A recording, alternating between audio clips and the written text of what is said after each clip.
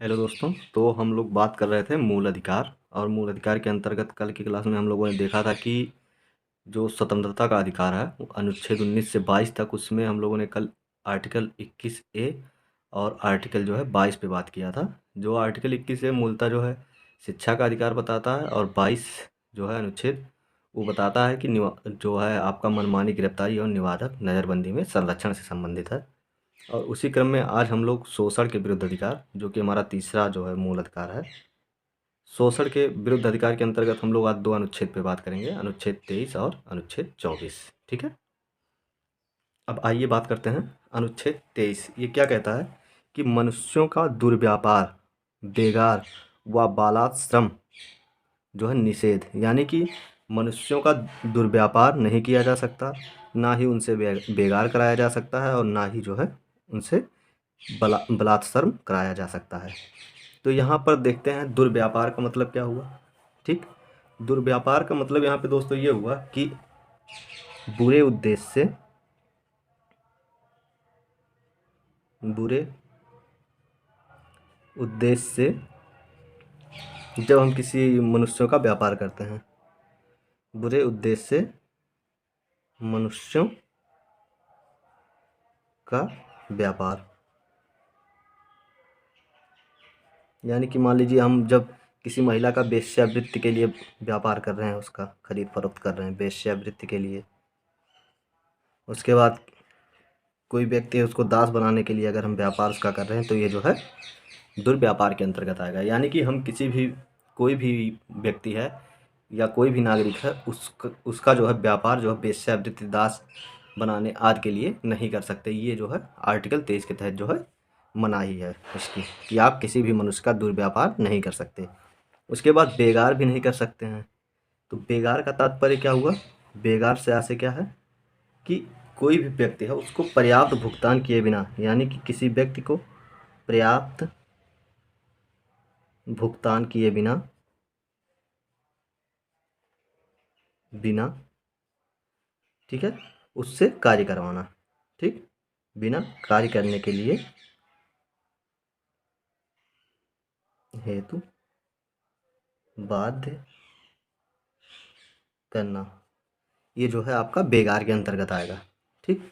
यानी कि बेगार क्या हुआ कि अगर आप किसी से कार्य करवा रहे हैं और उसे जो है पर्याप्त मजदूरी नहीं दे रहे हैं, तो भी वो जो है बेगार के अंतर्गत आएगा। बलात्श्रम, बलात्श्रम में क्या होता है? ये जो है बलात्श्रम, ये लिखा हुआ बलात्श्रम का से क्या हुआ कि अगर किसी व्यक्ति की इच्छा नहीं है, इच्छा ना होने पर भी कार्य करने के लिए बाध्य करना।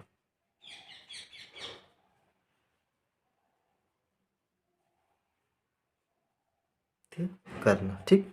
यानी कि अगर हमारी इच्छा नहीं है और आप हमें कार्य करने के लिए बाध्य कर रहे हैं, तो ये जो है आपका बलात्श्रम के अंतर्गत आएगा। लेकिन इसमें एक लाइन और है, लेकिन जो है जनहित में ये किए जा सकते हैं। ठीक है। सार्वजनिक हित के लिए,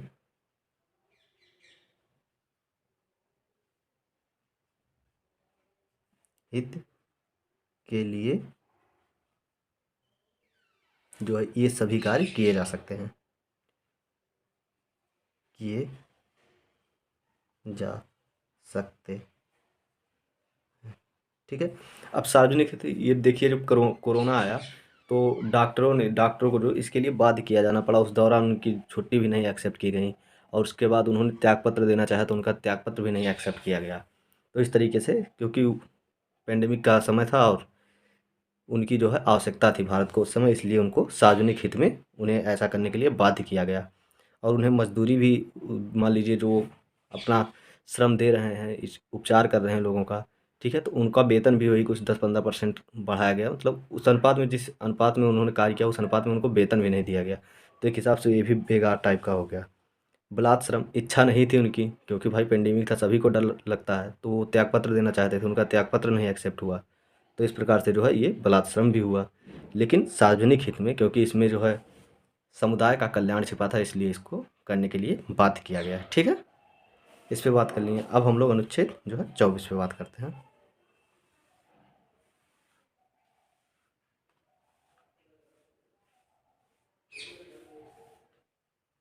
अनुच्छेद 24 क्या कहता है कि 14 वर्ष की आयु तक के बच्चे कारखाना, खान या खतरनाक रोजगार में नहीं लगाए जाएंगे। यानी कि वे बच्चे जिनकी आयु जो है 14 वर्ष से कम है, उनको कारखाना, खान या किसी भी खतरनाक रोजगार में नहीं लगाया जा सकता। ठीक।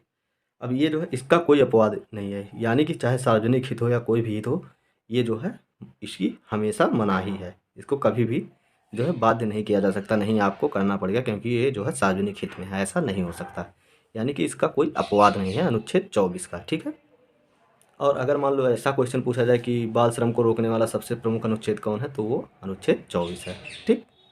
इसके बाद मान लीजिए ये जो है अनुच्छेद 24 ये राज्य के विरुद्ध भी प्राप्त है, राज्य व निजी व्यक्ति दोनों के विरुद्ध प्राप्त है। ठीक। विरुद्ध प्राप्त है। ठीक। अब इसका कोई अपवाद नहीं है क्योंकि ये किसी भी परिस्थिति में इसको इसको अच्छा नहीं माना जाएगा।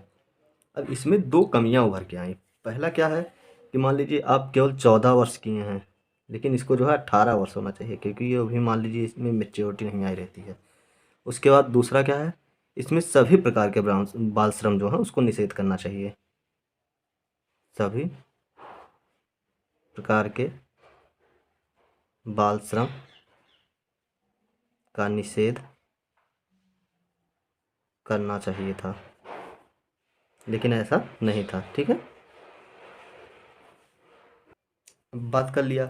इसमें क्या था कि सभी प्रकार के बाल श्रमों का निषेध शामिल था क्योंकि केवल ये जो है अनुच्छेद 24 जो है ये केवल कारखाना, खान या खतरनाक रोजगार में जो है बाल श्रम को निषेध करता है। अब इसको जो है दूर करने के लिए इस कमी को संसद ने क्या किया, बाल श्रम निवारण अधिनियम लेके आई संसद। बाल श्रम निवारण अधिनियम कब लेके आई आपका, ये 1986 में। ठीक है। इसमें क्या कहा गया, बाल श्रम दंडनीय अपराध है। बाल श्रम दंडनीय, ठीक है, लिख लीजिएगा आप लोग, दंडनीय अपराध है। क्या अपराध है, बाल श्रम दंडनीय अपराध है। उसके बाद क्या हुआ, 18 वर्ष से कम आयु के जो बच्चे हैं वो कारखाना, खान या खतरनाक रोजगार में नहीं लगाए जाएंगे। यानी कि 18 वर्ष से कम उम्र के बच्चे कारखाना, खान या खतरनाक रोजगार में नहीं लगाए जाएंगे। ठीक है। उसके बाद फिर अगला क्या कहा कि जो 14 वर्ष तक की आयु के बच्चे हैं उनको किसी भी प्रकार के बाल श्रम में नहीं लगाया जाएगा। ठीक है। 14 वर्ष तक के बच्चों को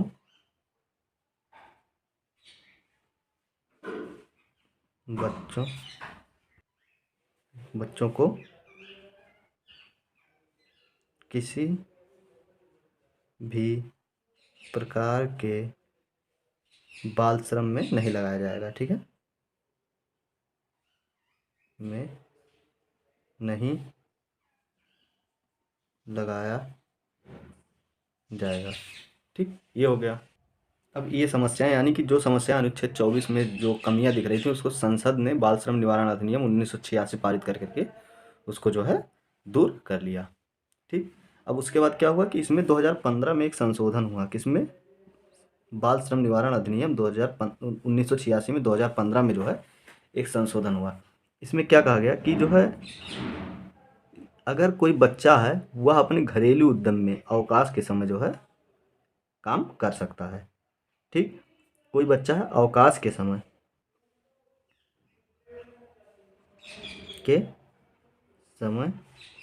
और घरेलू उद्यम में कार्य कर सकता है। यानी क्या हुआ कि मान लीजिए घरेलू उद्यम में इसमें कार्य करने के लिए जो है छूट दे दी गई, क्योंकि ऐसा माना गया कि मान लीजिए कोई व्यक्ति है वो मान लीजिए 10,000 कमा रहा है। ठीक। अब अगर वो कोई और हेल्पर रखता, मान लीजिए उसे ज़रूरत है कि कोई उसका सहयोगी रहे, तो वो मान अगर कहीं से और किसी को लेता है तो 5,000 अपने पाएगा, 5,000 वैसे कमाएगा। ऐसे में उसका जो घर है वो नहीं चल पाएगा 5,000 में, और उसका बच्चा अगर वहाँ पे हाथ बटा लेता है तो उसे 10,000 मिलेगा और उसका जो है खर्च चल सकता है कुछ अच्छी तरीके से। इसलिए इसको जो है इस प्रकार से संशोधन करके कर दिया गया। तो अगर हम लोग देखें तो अभी तक हम लोगों ने मूल अधिकार में क्या पढ़ लिया है कि अनुच्छेद 14 जो कि जो है वित्त के समक्ष समानता और विधियों के समान संरक्षण से संबंधित है।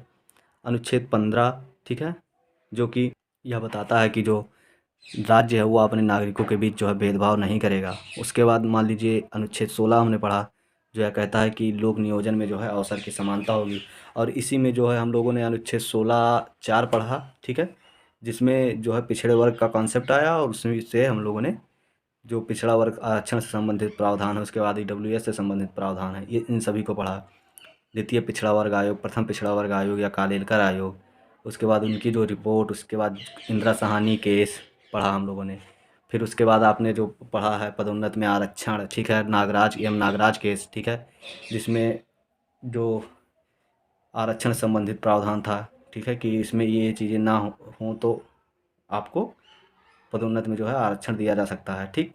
पदोन्नत में आरक्षण देने के 3 कॉन्सेप्ट पढ़े कि अगर मान लीजिए पिछड़ापन है आप में, उसके बाद अपर्याप्त प्रतिनिधित्व है, या फिर और इससे प्रशासनिक जो दक्षता है वो प्रभावित नहीं हो रही है, तो आपको जो है पदोन्नत में आरक्षण दिया जा सकता है। फिर जर्नैल सिंह केस पढ़ा 2018 का। फिर बैकलॉग का मुद्दा है कि मान लीजिए किसी श्रेणी की सीट अगर खाली रिक्त रह गई हैं तो उसको अगले जो है अगली वैकेंसी आती है तो उसमें किस प्रकार से मर्ज किया जाता है, इस पे हम लोगों ने बात कर लिया है, ठीक है।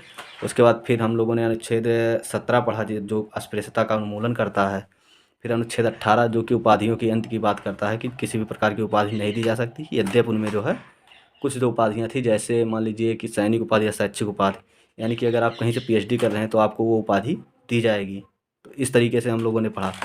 यानी कि सैनिक उपाधि में क्या था, परमवीर चक्र, महावीर चक्र, इस प्रकार से दिया जा सकता है, क्योंकि बालाजी राघवन केस 1996 में क्या कहा था सुप्रीम कोर्ट ने कि जो आपका परमवीर चक्र है या फिर सैनिक उपाधि है कोई भी प्रकार की, तो वह सम्मान के अंतर्गत आता है, और यह कृतज्ञता ज्ञापन का जो है एक जो है प्रकार है, इसलिए यह एक सकारात्मक है और इसे सम्मान के तौर पे दिया जा सकता है, ठीक है। फिर हम लोगों ने स्वतंत्रता का अधिकार पढ़ा। स्वतंत्रता के अधिकार के अंतर्गत आर्टिकल 19 जो है विचार और अभिव्यक्ति की स्वतंत्रता की बात करता है, और इसमें जो है 6 प्रकार के जो अधिकार हैं उसको हम लोगों ने बात की। जैसा पहला article 19 clause 1 sub clause A में क्या पढ़ा था कि जो है विचार और अभिव्यक्ति की स्वतंत्रता। उसके बाद सब क्लॉज जो बी है उसमें शांतिपूर्ण व शस्त्ररहित सम्मेलन की स्वतंत्रता की बात करी थी हम लोगों ने।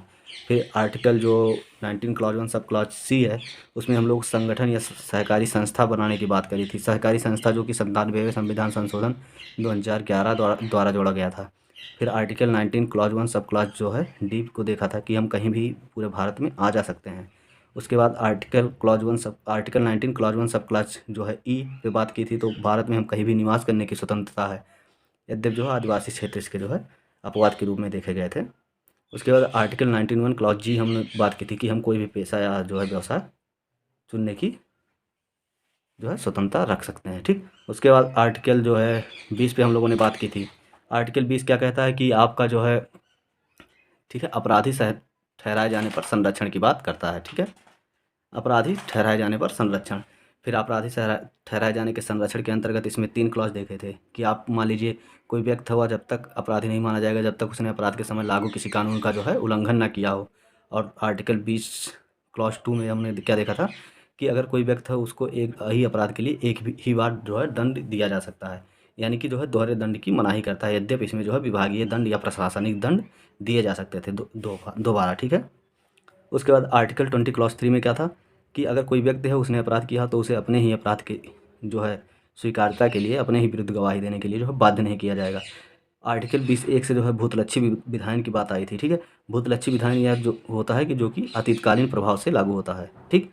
यद्यपि यह आपराधिक मामलों के लिए जो है लागू नहीं होता है, लेकिन जो है दीवानी कानून के अंतर्गत जो है भूतलक्षी हो सकता है। फिर हम लोगों ने आर्टिकल जो है 21 पे बात की, जो कि जीवन के अधिकार की बात करता है और कहता है कि किसी भी व्यक्ति को जो है जीवन और व्यक्तिगत स्वतंत्रता से विधि द्वारा स्थापित प्रक्रिया से ही वंचित किया जा सकता है, अन्यथा नहीं।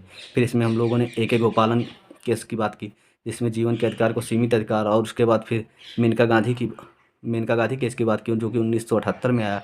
इसमें जीवन के अधिकार की व्यापक व्याख्या करते हुए क्या हुआ कि जीवन के अधिकार के अंतर्गत जो है गरिमापूर्ण जीवन जीने का जो है अधिकार शामिल किया गया। ठीक है, फिर निजता का अधिकार की बात की जो पुट्टास्वामी केस में आया। ठीक है, 2017 में। फिर स्वच्छ पर्यावरण के बारे में हमने बात किया जो कि MC मेहता केस में आया और कहा गया कि जो है स्वच्छ पर्यावरण का अधिकार एक मौलिक अधिकार है आर्टिकल 21 के अंतर्गत। निद्रा का अधिकार जो मूल अधिकार घोषित किया गया आर्टिकल 21 के अंतर्गत, क्योंकि जो है बाबा रामदेव केस में, फिर जो है शक्ति वाहिनी केस में जीवन साथी इच्छानुसार जीवन साथी चुनने का अधिकार जो है यह मूल अधिकार घोषित किया गया। फिर हम लोगों ने बात की थी आर्टिकल जो है 21A पे जो कि शिक्षा के अधिकार की बात करता है और इसे 86वें संविधान संशोधन 2002 द्वारा जोड़ा गया था।